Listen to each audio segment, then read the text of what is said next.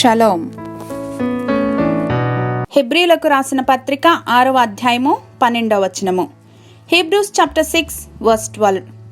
మీరు మందులు కాక విశ్వాసము చేతను ఓర్పు చేతను వాగ్దానములను స్వతంత్రించుకొని వారిని పోలి నడుచుకొనున్నట్లుగా మీలో ప్రతి వాడును మీ నిరీక్షణ పరిపూర్ణమగు నిమిత్తము మీరిదివరకు కనపరిచిన ఆసక్తిని తుదమట్టుకు కనపరచవలనని అపేక్షించుచున్నాను. విరిగి నలిగిన హృదయములు గల వారికి యెహోవా ఆసన్నుడు, నలిగిన మనస్సు గల వారిని ఆయన రక్షించును. కష్టాలు లేదా ఇబ్బందులు వచ్చినప్పుడు ఇంతకాలం ఆదుకున్న దేవుని కృపను బట్టి ఓర్పు చేత విశ్వాసము చేత నిరీక్షించటానికి బదులు దేవుని నుండి దూరమై అనేక మంది జారిపోతూ ఉంటారు. ఈ స్థితి అత్యంత ప్రమాదకరమైనది.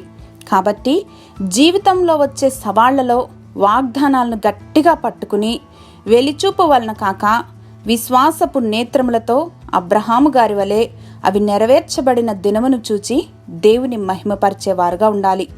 We have to have the lens of God.